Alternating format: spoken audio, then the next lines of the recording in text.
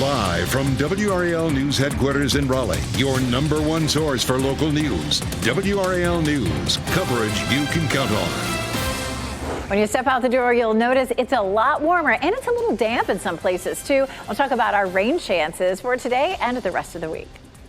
Also today, we'll find out exactly when mobile sports betting will become a reality in North Carolina. The Lottery Commission is expected to make that announcement in just a few hours.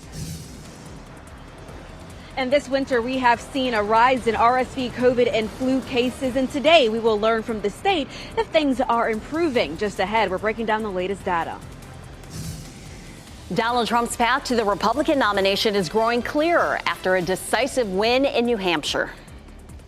And just a little note to Nikki, she's not going to win. Nikki Haley, though, says she will stay in the race even after a double-digit loss in New Hampshire. Good morning, everyone. A lot to tell you about on your Wednesday morning. It feels weirdly warm and humid out there. I'm Renee Chu. It is January, though, right? Yeah. It is January. It feels like April. I'm Jeff Hogan. Thanks for making us part of your Wednesday here, especially with where you were, just back off of a mountain trip with snow. We were in Montana visiting family, and beautiful snow there. It was like 30-some degrees, and then I come back here, and it's just moist and humid. Yep, and warm. Is, and anything anywhere is melting for sure. Elizabeth Gardner in the WRAL Severe Weather Center with a look at what's happening today. Yeah, we'll start off with the Odoffler 5000 radar. When I walked out the door this morning, I had a few sprinkles, a little bit of water on my car, and the streets were a little on the damp side.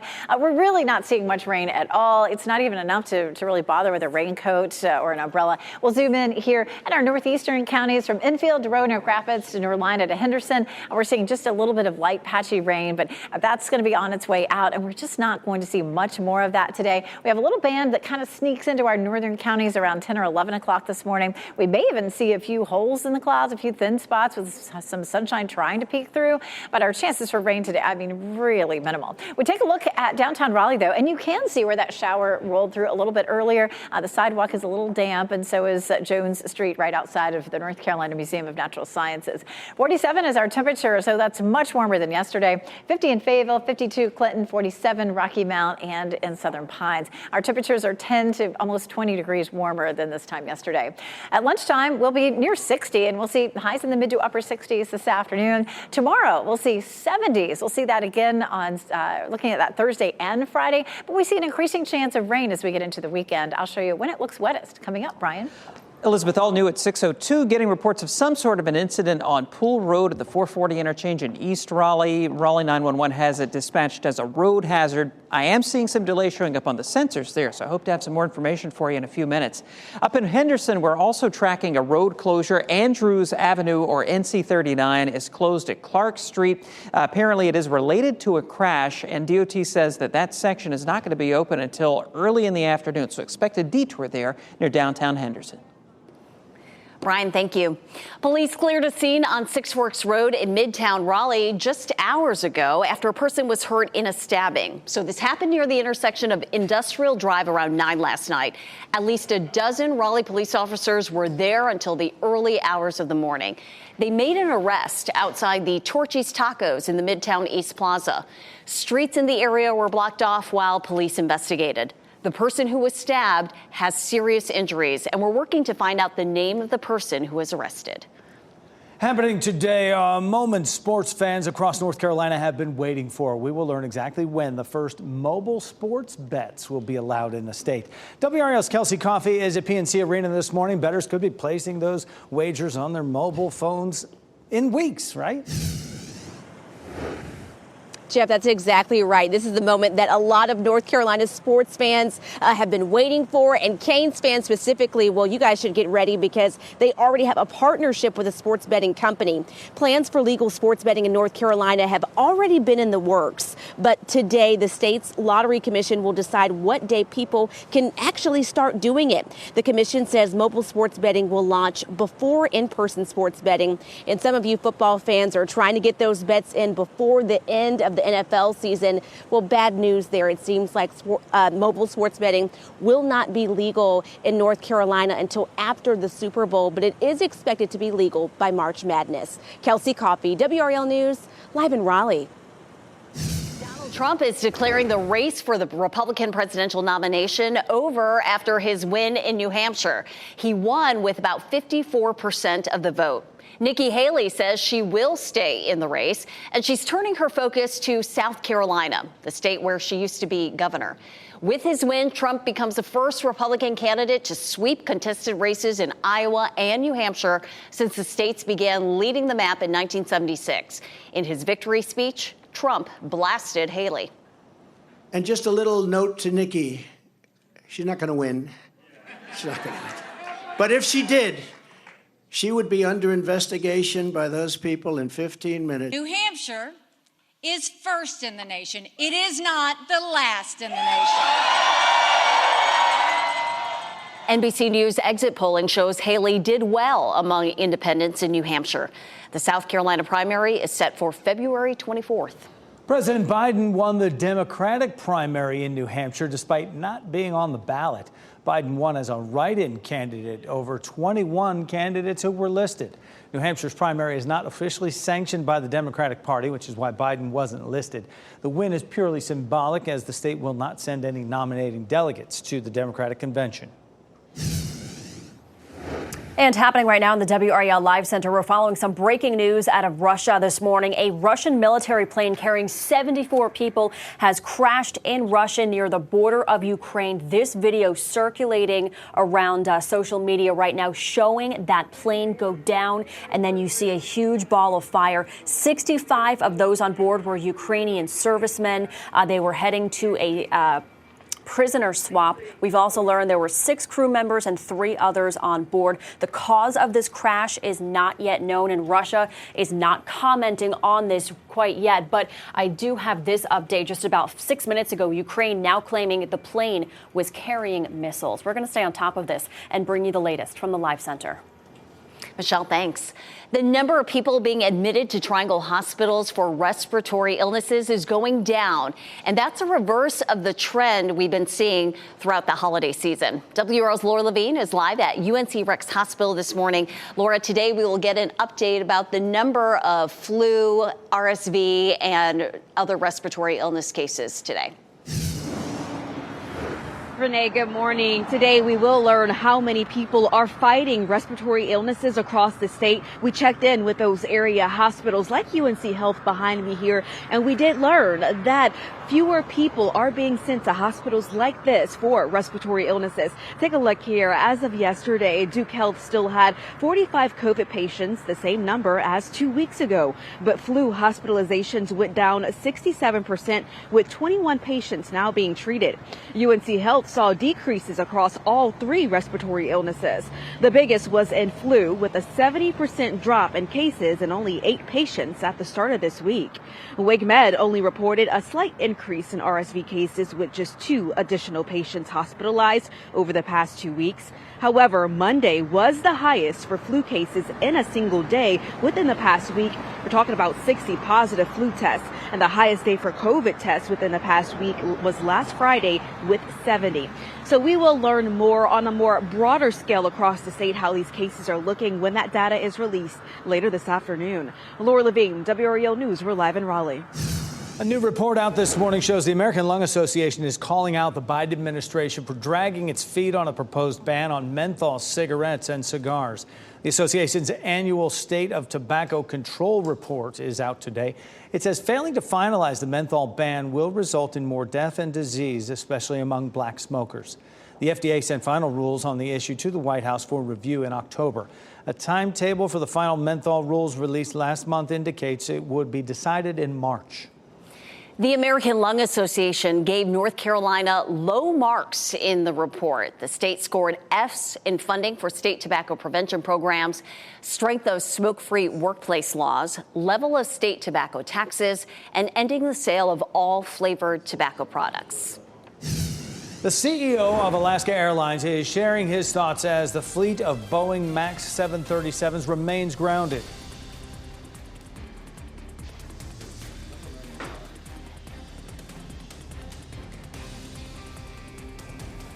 We'll tell you what he's sharing about the investigation as the Boeing CEO will be grilled by lawmakers today.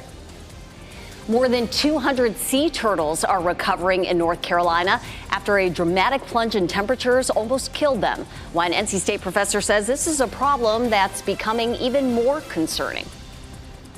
And after the Arctic outbreak, now we're swinging in the opposite direction. I'll show you how close we'll be to record highs in the next couple of days and how much rain we'll see through the weekend. As you get into your car, tune to WRAL News Plus on your radio. In Raleigh on 99.3 FM. In Durham, 96.5 FM. And everywhere on 101.5 HD3.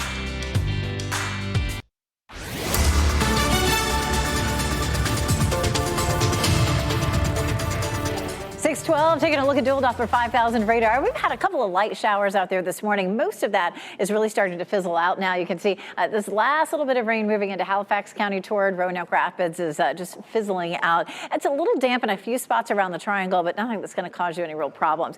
Looking pretty in Goldsboro this morning with all their lights lit. Our temperatures are warmer than they were yesterday, but the clouds are lingering, and we're going to see mostly cloudy skies into the weekend. It's 50 in Fayetteville, 46 in Tarboro, 49 in Irwin, 47 in Rocky Mount, so much warmer than yesterday. The kids may not need their heaviest winter coat, especially tomorrow and into the latter part of the week. Our highs this afternoon as the kids are getting off the bus in the upper 60s with minimal chances for light showers. Brian? 613 Elizabeth, as we take a look at traffic, there is some sort of an incident in East Raleigh on Pool Road right around the 440-87 interchange. I'm not seeing big delays with that, but just a heads up that Raleigh 911 has a road hazard reported out there. Also in Henderson, apparently an earlier crash led to something that has closed a section of Andrews Avenue or NC 39 at Clark Street. Expected detour there through the rest of the morning. We're still working to learn exactly what led to that and exactly what's going on there near downtown Henderson. Another update in just a few minutes. Renee? All right, Brian, thank you. We're working to learn more this morning about a shooting outside a Garner Walmart that left a person dead. Police say the shooting happened in the parking lot near the entrance of the store on Fayetteville Road just after 6 last night. The person who was shot died at the hospital. Police have taken a person into custody in connection with the shooting. We spoke with a Walmart employee about the moments after the shooting. It's pretty strange, you know, when I was walking around, the store was completely empty, and then coming out and just seeing all the cops and then, the tape and all that. Gardner police say this was an isolated incident and that there's no threat to the community. It's unclear whether the shooter and the victim knew each other. A vigil for students lost during this school year is happening tonight at Smithfield-Selma High School, and that includes all 4 teens killed in a terrible crash earlier this week in Johnston County. The event is happening tonight at 6 on the school's football field. Over the next few days, you'll likely see teams of people canvassing around Durham. They are part of the annual Point in Time count, working to identify how many people in Durham are experiencing homelessness. In order to secure funding to support outreach and community assistance programs, those groups must first know how many people they serve. 120 people are expected to volunteer this year. More fallout from Boeing's manufacturing and safety issues. This morning on Today, an exclusive interview with the CEO of Alaska Airlines. And later this morning on Capitol Hill, Boeing's CEO is expected to face some tough questions about the door plug that blew out of that plane. WRAL's Ken Smith is here with the ongoing repercussions for Boeing and Alaska Airlines. Ken. Jeff, Boeing's Dave Calhoun's testimony on Capitol Hill comes after that scary January 5th incident in the sky over Portland, Oregon. Well, tomorrow, Boeing plans to temporarily halt production at the facility in Washington State where the MAX 9 jets are built. And this morning on Today, that exclusive interview with Alaska Airlines CEO Ben Minicucci. He takes Tom Costello aboard one of the grounded MAX 9 jets to show him the door plug at the center of the investigation that was almost a catastrophe for Alaska Airlines. We had a guardian angel, honestly, on that airplane. And I just want to take a moment here to say how sorry I am for our guests on Flight 1282 for what they experienced. It was just a terrifying flight. Minicucci says there were only 7 open seats on that flight, including near that door plug that blew off. And coming up on Today, more of Tom Costello's exclusive interview with Minicucci. The Alaska Airlines CEO talks about the future of his company's relationship with Boeing. Now, because of the FAA grounding of all the 737 MAX 9s for inspection, Alaska and United, the main carriers that use this fleet, are having to cancel hundreds of flights a day. Look for us to follow this story throughout the day, starting with the Today Show at 7. Jeff? Ken, thanks. Wake County fourth graders got to experience the wonders of the symphony yesterday. Since 1946, the North Carolina Symphony has worked closely with school districts. By the end of the year, 15,000 students will experience the symphony through 15 education concerts. More than 200 turtles are recovering at NC State University Center for Marine Sciences and Technology. According to the university, most of the turtles arrived close to death because of the sudden drop in temperatures over the weekend. This commonly happens from November to February. And this year, a little more than the average number of turtles were cold stunned. These turtles are put through a quick test once they arrive for signs of life. We put that up on just right here in front of the shoulder and hold it there, and we wait for a whoosh sound. And if the heart is beating, then it's okay. This turtle's still alive. The professor says the number of turtles lost to the cold snap is becoming more concerning due to endangerment from climate change and pollution. The cold stunning seems to happen a lot faster than the warm stunning would, and that's what you get today, certainly with the rise in temperatures so quickly. Elizabeth Gardner in the WRAL Severe Weather Center. Almost humid out there today. Yeah, you're going to notice a big difference in the amount of moisture in the atmosphere and the temperature. We do have a better chance for rain as we get closer to the weekend, but there have been a few sprinkles out there this morning. Notice how most of that is fizzling out right now, but you could run into some damp streets around the Triangle area. But that last little bit of rain that was moving up through Warren County toward Halifax County toward Roanoke Rapids is pretty much fizzled out. We take a live look at Roxborough. There could be another light shower that rolls through Roxborough in the next few hours. There's a little bit more rain back to the west, but it's going to be a sprinkle at best. We have more potent systems that are back to our west that will roll through to bring us a couple of chances for rain in the next few days. You can see this system that's going to roll through and try to bring us some rain for Friday. It's looking a little bit drier, and then another one for Saturday night into Sunday. So we're going to see a couple of these rolling through to keep things a bit unsettled as we get into the weekend. Here's Futurecast for this morning. Again, a little light shower in our northern counties, possibly late morning. Other than that, we're pretty quiet. A lot of cloud cover. We could see a few thin spots in the clouds, and that could make for a pretty comfortable afternoon to be outside. Tomorrow morning, we have a band of rain that starts to move toward us, but fizzles out before it reaches us at lunchtime. And then again, another one back to the west. This is Thursday at 5 p.m. We take a look at Friday. Overnight Thursday night and early Friday morning, there could be a few light showers, but there's 5 a.m. Friday looking dry, maybe a little isolated shower in the morning, maybe some breaks in the clouds closer to lunchtime. Let's push that ahead and take a look at Saturday. By around lunchtime or so, we start to see that chance of rain. It increases Saturday evening, and then as we get into Sunday morning, it starts to pull away. And I feel like by the afternoon, we're probably finished with the rain on Sunday, and that's about all we'll see. We're going to average 1 inch to 2 inches around the Triangle, about 1 3/4 inches back to the south and west. Farther west you go, the better chance of seeing up to 2 inches for this whole time period, the next 5 days, and some lighter amounts, maybe 1 inch in Goldsboro and maybe 1 inch up around Roanoke Rapids. We're looking at our hurricanes forecast for tomorrow. There is a small chance of some showers during the evening. Temperatures will be warm in the 60s. We're looking at 73 Thursday and Friday. We may not end up tying any record highs or breaking them, but we could end up with some record warm low temperatures. So some unusual weather for us for January. Full transparency. I hit the wrong button on my machine and it went to weather. Look so at don't that. pay any Bitter attention. cold wind chills. Is that pay no attention to this. Secretly, you really do want it to be cold, and so don't you? Look at Record that. warmth Bitter in cold January wind as the founder of the Anti-Snow League. I say yes. In Henderson, this is the big story this morning. In Henderson, we have Highway 39 closed at Clark Street through the rest of the morning into the early afternoon, related to a crash. And DOT says there's some sort of road obstruction out there. In the Triangle, we're looking good. Our director has pulled me out of the fire this morning and shows us this live picture at I-40 at Fayetteville Road in South Durham. We're looking just fine there. Flames get hot, Brian. That's right. An incredible story of survival for a family in Garner, how they managed to get out safely after a tree crashed down onto their car. And a heartwarming moment from a pair of grandmas who are also best friends. We meet the pair, who is now Oscar nominated, coming up in What's Trending.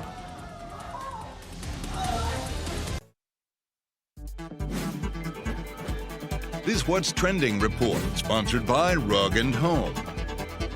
There's controversy over some of this year's Oscar nominations, but there's at least one that no one can be upset about. No, this is great. Brian Schrader here now with What's Trending, Brian. Yeah, the internet loving this video of two grandmas finding out a documentary about their life got an Oscar nod.